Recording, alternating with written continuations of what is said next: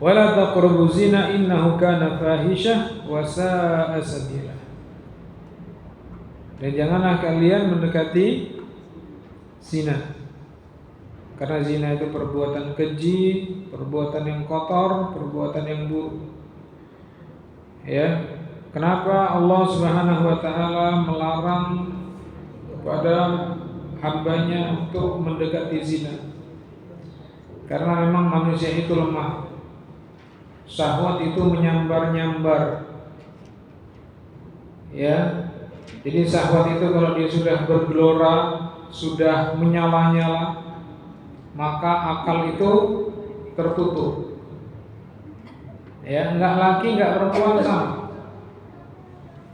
Jadi kalau syahwat itu sudah menggelora, menyala, membakar, ya, tidak laki, tidak perempuan, tidak kecil, tidak besar, tidak tua, tidak muda, maka akal itu akan tertutup, akan hilang, dikendalikan oleh nafsu syahwat.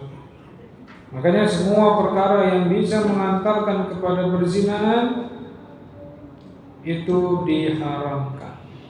Dalam rangka apa? Saddan lidhariyah, menutup celah agar tidak terperosok ke dalam dosa zina. Ya. Karena seorang itu lemah. Siapapun. Jadi jangan bermudah-mudahan. Jangan bermudah-mudahan berinteraksi dengan lawan jenis. Apalagi di zaman ini. Di zaman yang sudah canggih, di zaman komunikasi itu dimudahkan. Video call. Ya.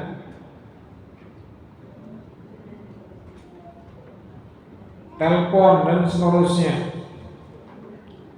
Maka hubungan dengan lawan jenis ini bisa membuka peluang untuk terjerumus ke dalam perzinahan. Dan itu memang waktunya lama. Ya, waktunya itu lama. Awalnya dari apa? Awalnya dari melihat status. Ya, lama-lama apa? Lama-lama ngeklik, ngasih love. Lama-lama apa? Komen. Ya, setelah komen, kemudian nanya kabar, cerita, curhat. Setelah curhat, kok ada rasa kayak kangen. Ya, nanti kalau sudah kangen, pengennya apa? Ketemuan. Ya, ketemuan di kafe, ketemuan di mana, gitu ya. Nanti kalau sudah ketemuan, akhirnya apa? Booking hotel. Dan kisah ini banyak terjadi di semua kalangan, ya, bukan hanya di masyarakat awam. Di masyarakat awam lebih banyak lagi kasus, lebih parah, lebih mengerikan. Di dunia kerja luar biasa. Di tempat-tempat yang terjadi campur baur, ikhtilat laki perempuan dalam satu ruangan, itu potensi untuk melakukan zina sangat tinggi. Ya. Dan juga tidak menutup kemungkinan orang-orang yang sudah terkena tarbiyah, sudah kena tarbiyah, sudah mengenal dakwah, sudah ikut kajian, tidak menutup kemungkinan. Karena fitnah itu menyala-nyala, syahwat itu menyala-nyala, sementara hati itu lemah. Ya, makanya jangan membangun hubungan kepada lawan jenis ya, yang terlalu intens karena berbahaya. Siapa saja, entah itu ukhti sama ahi, entah itu ummahat sama aba, ya, dan seterusnya. Maka yang demikian itu bisa mengantarkan kepada perbuatan yang buruk. Dan bukan berarti pula hubungan kepada lawan jenis itu diharamkan secara mutlak, tidak. Dibolehkan ketika apa? Ketika adanya hajat. Ya, ketika adanya hajat, ketika adanya keperluan, boleh sekedar, dan itu harus menjaga adab. Ya, harus menjaga adab. Zina termasuk salah satu dosa besar. Pelakunya pasti mendapatkan hukuman dan azab dari Allah Subhanahu wa taala di dunia dan di akhirat. Ya, Rasulullah sallallahu alaihi wasallam bersabda, "Idza dhahara zina war riba fi qaryatin faqad ahallu bi anfusihim adzab Allah." Jika telah tampak zina dan riba, ini zina dan riba ini kakak beradik, ya, dimana riba itu menjamur, zina juga menjamur. Dimana dakwah itu ada di satu tempat, insya Allah riba dan zina ini minim, ya, meskipun nggak hilang secara total, tapi minim. Ya, di zaman Rasulullah Sallallahu Alaihi Wasallam ketika dakwah itu sudah sampai di tengah-tengah mereka, terjadi nggak riba? Ya terjadi, tapi minim. Zina terjadi. Ya, makanya ada hukum rajam salah seorang wanita Al-Ghamidiyah yang minta ditegakkan rajam karena dia mengaku kepada Rasulullah telah berzina. Terjadi di zaman Rasulullah, tapi nggak banyak, sedikit. Ya, maka jika zina dan riba ini telah dilakukan atau telah zahar, nampak, muncul di satu qaryah, di satu desa, ya, Rasulullah menyebutkan fi qaryatin, di satu qaryah, di satu desa, di satu tempat, maka sungguh mereka telah halal dari azab Allah Subhanahu wa taala. Ya, mereka telah menghalalkan diri mereka untuk mendapatkan azab dari Allah Subhanahu wa taala. Nah, ini merupakan apa? Merupakan ancaman. Maka kalau kita lihat bagaimana Allah Subhanahu wa taala menjadikan fenomena alam, ya, menjadikan bencana alam di satu tempat, itu sudah bisa dipastikan di tempat itu banyak terjadi kemaksiatan, riba, zina, musik, khamr, ya, dan seterusnya. Dan zina ini kata para ulama hutang. Zina itu hutang. Siapa yang akan membayarnya? Yang akan membayarnya adalah keluarganya. Jika seorang itu berzina, ada kemungkinan nanti salah satu keluarganya pun dizinai orang. Ya, jika seorang itu berzina, ada kemungkinan adik perempuannya dizinai orang, kakak perempuannya dizinai orang, ya, orang tuanya dizinai orang, orang-orang dekatnya dizinai orang. Kata para ulama apa? Az-zina dainun wa ahluhu yaqdi. Zina itu hutang dan keluarganya lah yang kelak akan membayarnya. Maka hati-hati dengan zina. Ya, semoga Allah Subhanahu wa taala memaafkan, melindungi kita dari zina dan memaafkan bagi kaum muslimin yang telah taubat dari zina, dan semoga Allah menjaga kita dan menjaga kaum muslimin dari dosa zina.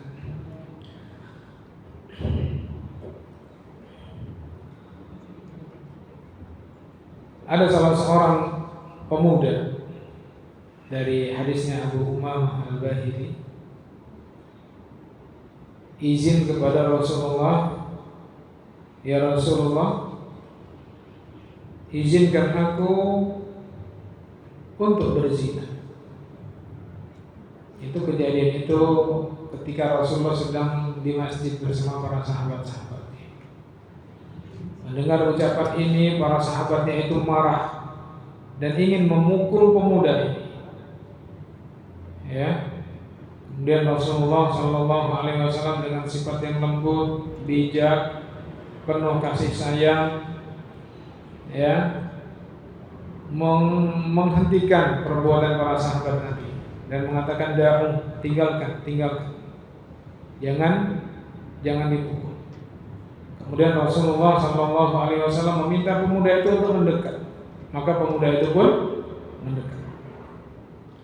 Kemudian Rasulullah Shallallahu Alaihi Wasallam mengedukasi, memberikan penjelasan, apakah kamu ridho jika ibumu dizinai orang? Maka pemuda tadi menjawab, "Wallahi la ya Rasul." Demi Allah, tidak ya Rasul. "Apakah kau ridho jika saudarimu dizinai orang?" Maka pemuda tadi menjawab, "Tidak ya Rasul."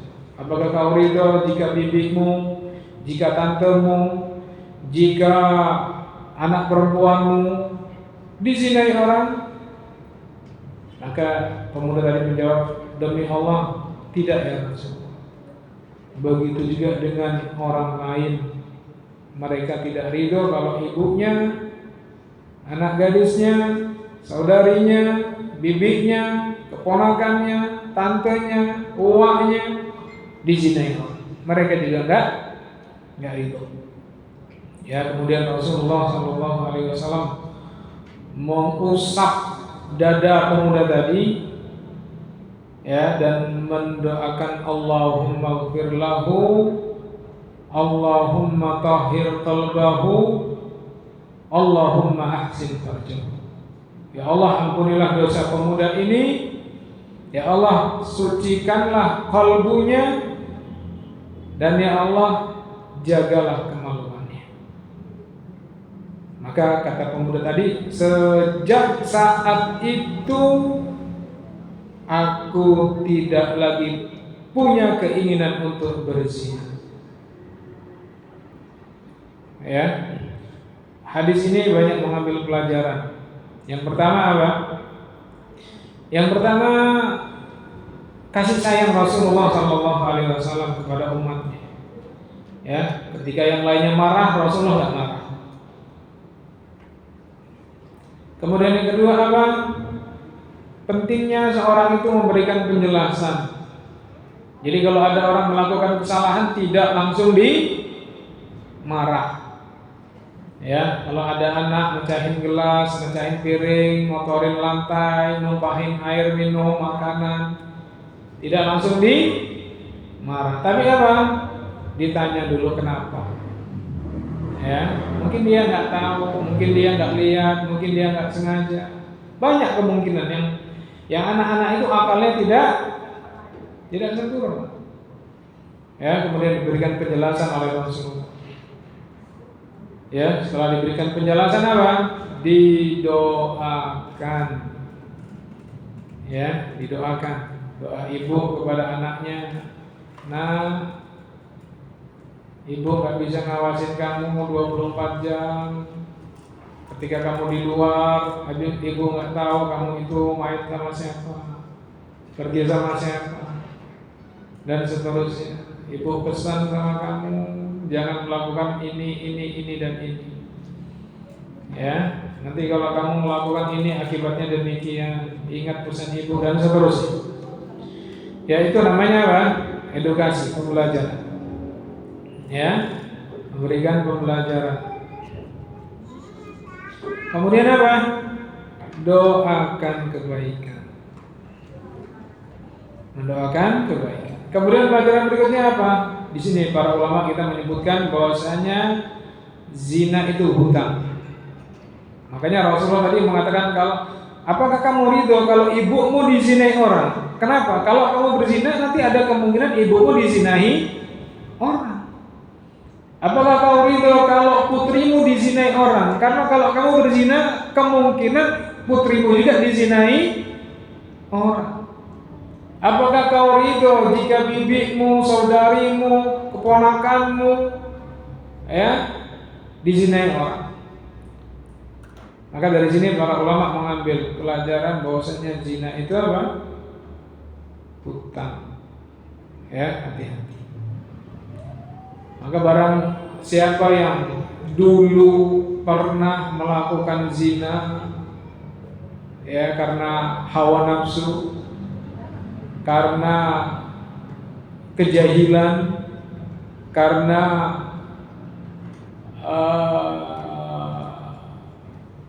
tidak mendapatkan hidayah dari Allah, maka taubat dengan taubatan nasuha, kemudian tutup rapat-rapat cerita itu, jangan pernah kau bongkar kepada siapapun. Ya, kenapa? Karena Allah telah memberikan kesempatan kepadamu untuk bertaubat, dan Allah telah memaafkanmu, dan Allah telah menutup aibmu. Maka jangan kau bongkar kepada siapa. Ya, dan gak perlu juga kau bilang kepada calon suamimu atau kepada suamimu, kalau saya ini sudah enggak perawan lagi, kalau saya ini dulu pernah melakukan zina, enggak, itu enggak perlu dibuka. Tutup rapat-rapat. Karena Allah telah menutup aibmu. Ya. Dan apa? Taubat dengan taubatan nasuha. Dan enggak perlu, ya, tidak perlu untuk memberitahu kepada seorang, kepada calonnya, maaf Ahi, saya dulu pernah melakukan zina, apakah Ahi mau menerima saya? Nggak perlu. Tutup rapat-rapat. Taubat, menyesal, dan berusaha untuk tidak mengulangi lagi. Terus Ustaz, nanti kalau calon suami nanya, gimana jawabnya? Bukti, apakah anti masih perawan? Dijawab, alhamdulillah, Allah lindungi anak. Sudah. Ya, jawab dengan jawaban-jawaban yang itu namanya tauriyah. Ya, tauriyah itu jawaban-jawaban yang dia sebenarnya bukan jawaban dusta. Dia jawaban benar. Ya. Meskipun jawaban itu bukan jawaban yang sharih, bukan jawaban yang dituju. Seperti ketika Nabi Ibrahim jalan bersama istrinya. Siapa istrinya? Hajar. Ya. Ketika melewati satu raja, yang raja itu sukanya dengan istri orang. Jadi kalau sama istri orang dia suka, sama dia dirampas. Ketika itu Ibrahim ditanya oleh raja yang zalim tadi, wanita ini siapa? Apa kata Ibrahim? ukhtun li. Wanita ini adalah saudariku. Benar gak? Benar, itu saudarinya, saudari seiman. Ya. Sehingga apa? Sehingga sang raja tidak jadi merampasnya. Kalau Ibrahim menjawab ini adalah istriku, langsung dirampas. Ya, itu namanya apa? Tauriyah. Jadi kalau tanya, apakah Unti masih perawan? Alhamdulillah, Allah menjaga Anda. Sudah selesai. Ya, jadi nggak perlu dibuka. La yazni az-zani hina yazni wa huwa mu'minun. Dalam hadis Nabi sallallahu alaihi wasallam yang diriwayatkan dari Abu Hurairah, tidaklah seorang berzina ketika berzina dalam keadaan beriman. Ya. Jadi orang yang berzina ketika berzina itu tidak dalam keadaan beriman. Jadi iman itu terangkat dari dirinya. Tapi bukan aslul iman, bukan pokok keimanan, tapi apa? Tamamul iman, kesempurnaan iman. Ya, karena nanti ada pembahasan masalah hadis ini. Ya, ada sebagian orang-orang apa? Orang-orang Jahmiyah. Ya, orang-orang Jahmiyah itu pembahasan akidah, itu pembahasan yang panjang.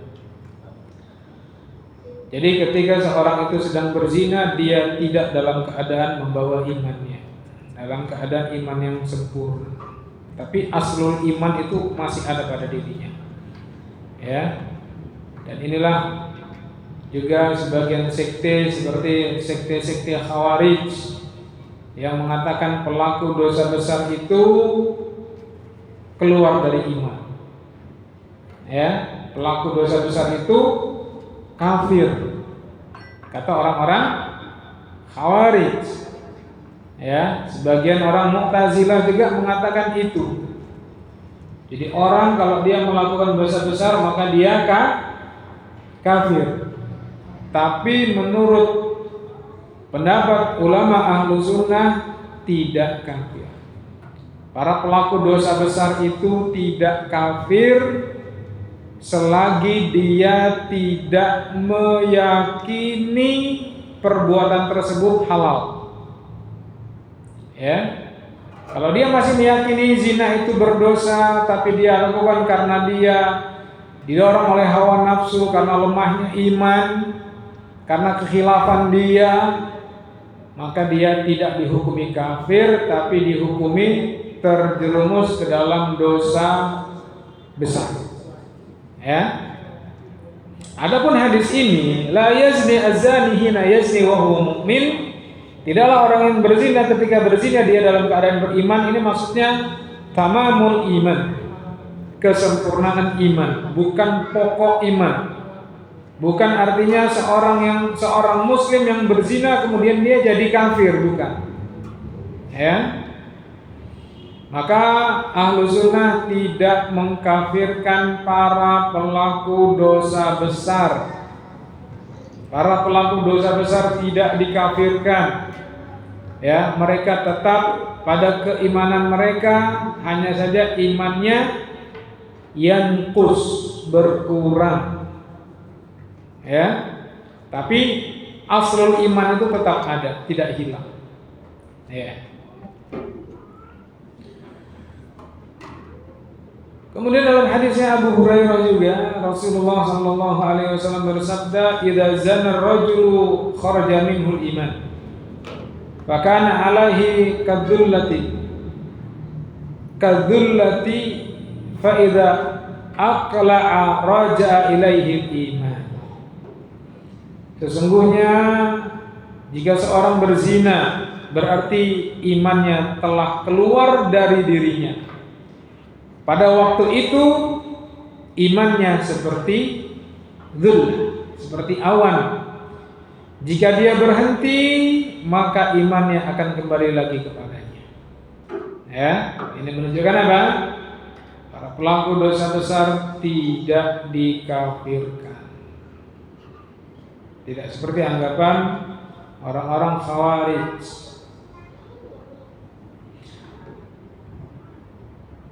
Pelaku zina akan mendapatkan hukuman di dunia berupa apa? Didera, dicambuk sebanyak 100 kali dan diasingkan selama 1 tahun. Ini khusus bagi orang yang berzina tapi belum menikah. Ya. Adapun bagi orang yang berzina tapi dia sudah menikah kok masih zina? Ada nggak, Bu? Ya itu yang disebut dengan selingkuh tadi. Ya, yang lagi marak. Yang selingkuh itu Masya Allah di zaman ini luar biasa. Ya, sudah menjadi hal yang biasa. Fulan selingkuh dengan fulana, fulana selingkuh dengan fulan, ya. Dan selingkuh itu sudah bisa dipastikan 99% apa? Menjurus kepada zina. Ya, menjurus kepada zina. Maka orang yang sudah menikah kemudian dia berzina, dia selingkuh, atau dia duda, dia zina, atau dia janda, dia zina, maka hukumannya apa? Dirajam. Tahu dirajam? Dirajam itu dikubur, tapi nguburnya tegak sampai seleher. Jadi dikubur sampai seleher, lehernya nggak dikubur. Kemudian apa? Dilempari batu sampai mati. Ya. Sebagaimana dia merasakan lezatnya berzina, dia pun merasakan pedihnya lemparan-lemparan batu satu demi satu. Ya, dan dahulu pernah dilakukan oleh Rasulullah sallallahu alaihi wasallam ketika apa? Ketika ada salah seorang wanita Al-Ghamidiyah yang zina dan minta ditegakkan had, hukuman. Ya, kemudian ditegakkan oleh Rasulullah dengan proses yang panjang sehingga apa? Darahnya itu muncrat. Ketika dirajam itu darahnya muncrat. Ya, ada salah seorang sahabat itu yang terkena darahnya dan dia mengumpat. Betapa buruknya wanita ini, betapa kotornya darah ini dan seterusnya. Apa kata Nabi sallallahu alaihi wasallam? Sesungguhnya wanita ini telah diampuni oleh Allah Subhanahu wa ta'ala. Ya. Nah, ada pertanyaan, bagaimana Ustaz kalau ada orang pernah berzina tapi di negaranya tidak ditegakkan hukum Islam? Karena yang menegakkan rajam ini harus pemerintah, ya, nggak boleh bapaknya atau nggak boleh suaminya. Istrinya selingkuh ketahuan dirajam sama suaminya, nggak boleh. Ya, anaknya berzina dirajam sama bapaknya, nggak boleh. Ya, anggota pengajiannya ada yang berzina dirajam sama ketua ustadznya, kelompoknya juga nggak boleh. Ya, yang punya hak untuk menegakkan hukum rajam ini pemerintah yang sah. Kalau di satu negeri, di satu tempat pemerintahnya tidak menegakkan hukum rajam, maka apa? Istighfar, taubat, sembunyikan, ya, isi dengan amalan-amalan ketaatan, jangan diulangi, menyesal. Ya, mudah-mudahan dengan taubatnya, penyesalannya, mengisi sisa waktunya dengan amal-amal soleh, semoga Allah maafkan, semoga Allah ampuni, gitu ya.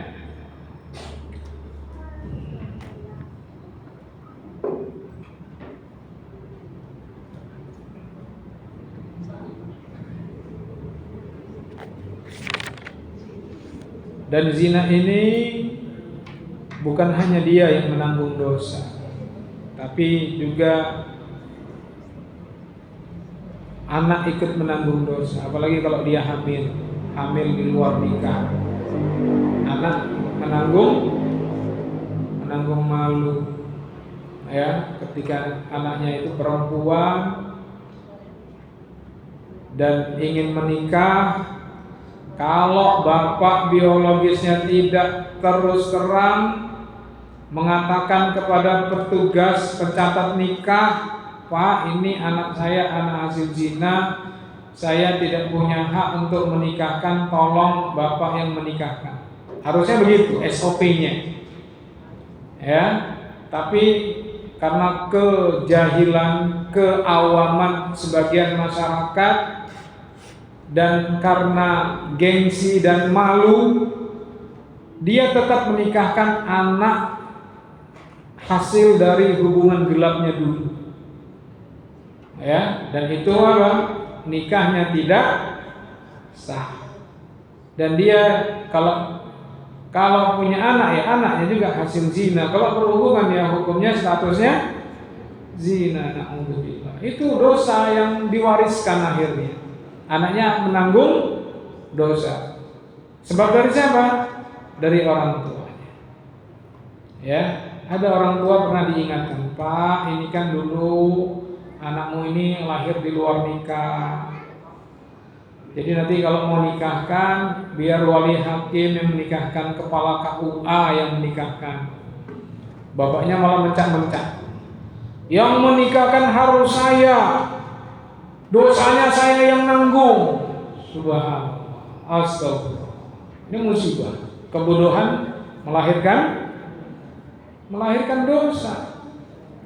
Ya, kebodohan melahirkan dosa. Saya yang nanggung dosanya. Mau nanggung dosa orang, dosa dia aja berat mau dipertanggungjawabkan. Kok nanggung dosa orang. Ya. Dan yang uniknya memang apa? Kebanyakan anak hasil zina itu perempuan. Ya. Jadi di antara upaya kalau mau besanan, mau punya mantu, dilihat biasanya itu anak pertama. Ya dong, yang biasanya kan yang lahir di luar nikah itu biasanya anak pertama. Udah itu perempuan, dilihat bapaknya itu nikahnya kapan, anaknya itu lahirnya kapan, nanti ketahuan. Ya, kalau dia mencurigakan sebaiknya apa? Dikonsultasikan, ya, agar yang menikahkan wali hakim. Ya, jangan tajaruk. Tahu tajaruk? Tajaruk itu nek wong Jawa kewanen. Jangan kewanen. Wah, enggak apa-apa, saya tanggung jawab daripada saya nanggung malu. Jangan. Ya, enak kita jujur. Ya.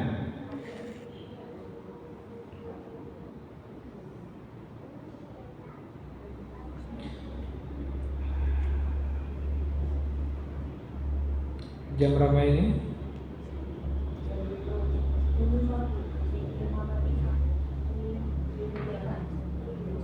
Rasulullah sallallahu alaihi wasallam bersabda, "Yuftahu abwabus sama'i nisfal laili, fa yunadi munadin hal min da'in, fayustajab lahu, hal min sa'ilin fayu'ta, hal min makrubin fayufarraja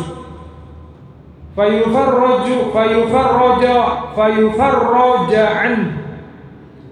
Fala yabqa muslimun yad'u bida'watin illa istajaballahu azza wa jalla lahu illa zaniyatan tas'a bifarjiha aw asyaran." Kata Nabi sallallahu alaihi wasallam, pada pertengahan malam pintu-pintu langit itu dibuka. Lalu terdengarlah seruan, siapa yang berdoa pasti dikabulkan. Siapa yang meminta yukto pasti diberi. Siapa yang punya kesulitan dan dia minta dilapangkan, pasti akan dilapangkan. Sehingga tidak ada seorang pun muslim yang berdoa di malam hari kecuali Allah kabulkan. Illa, kecuali ada doa yang tidak Allah kabulkan. Siapa?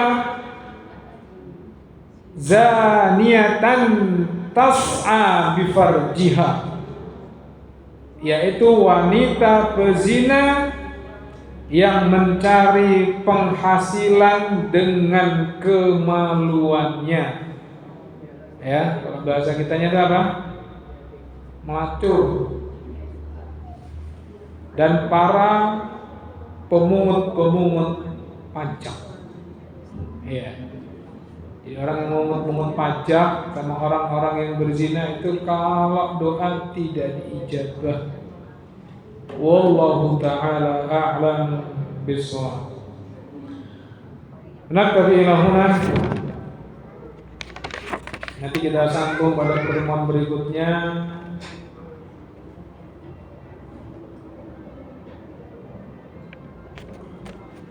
Sisa waktu yang ada, kalau ada yang mau bertanya silakan. Ibu-ibu.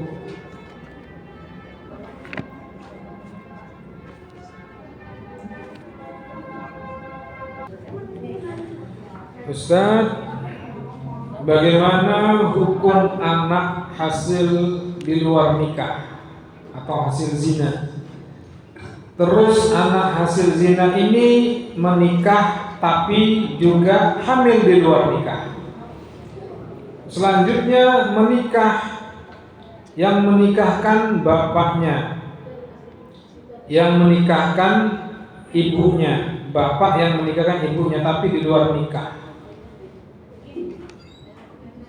Dosa seperti apa itu, Ustaz? Ya, ini nak ya apa? Ibu-ibu ya. Zina itu menular. Ya, zina itu menular.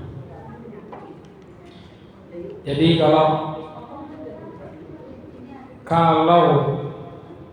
menular itu artinya berpotensi menular, ya. Berpotensi menularnya itu tinggi. Ya.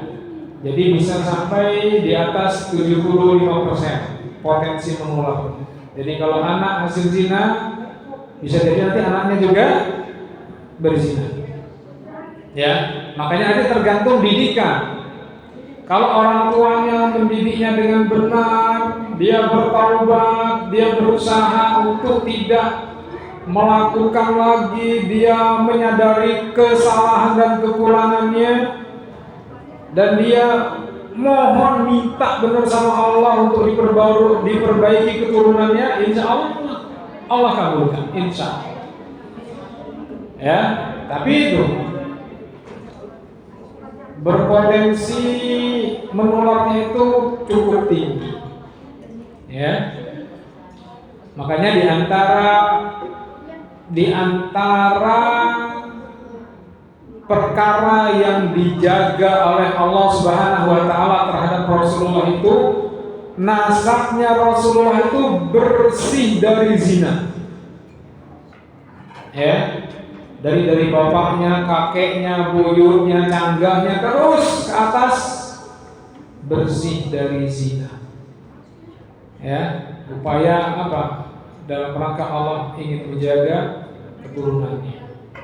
Makanya kalau dia tahu umpamanya anaknya ini orang tuanya berzina, anaknya lahir di luar zina, kemudian anaknya tadi juga berzina lagi, ya, punya anak lagi, anaknya ini mau nikah, kalau di pertengahan jalan kemudian si anak tadi kenal hidayah, kenal sunnah, maka bisa diperbaiki nasabnya dari sini. Ya, perbaiki nasab. Dengan apa? Dengan mengikuti prosedur. Kalau mau nikah, ya harus apa? Nikah, yang menikahkan wali hakim. Ya, yang menikahkan harus wali hakim.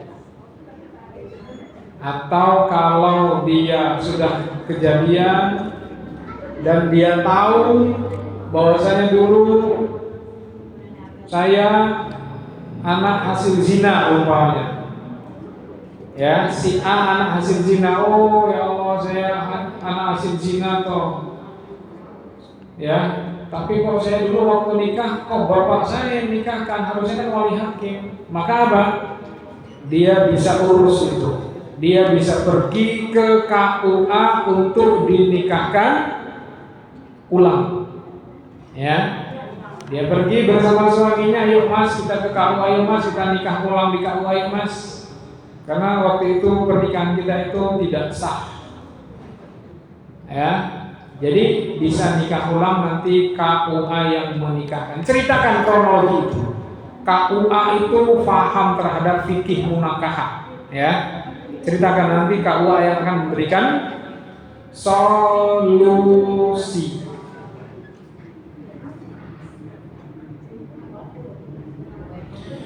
Ustaz izin bertanya, jika orang tua berzina bagaimana agar Allah menjauhkan akibat dosa yang orang tua lakukan? Taubat, ya.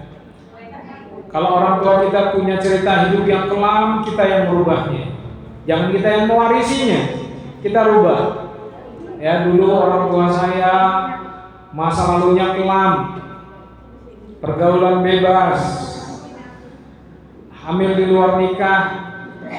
Alhamdulillah saya kenal hidayah. Nah dari mulai saya tadi, mulai anti tadi, perbaiki dengan baik, didik keluarga dengan baik, minta pertolongan kepada Allah, jangan berhenti, ya, selalu bertaubat, beristighfar, mohon ampun, diiringi dengan penyesalan, ya, dan mendidik anak dengan didikan yang islami, bekerjasama dengan suami yang baik, yang benar, insya Allah Allah akan jaga, ya.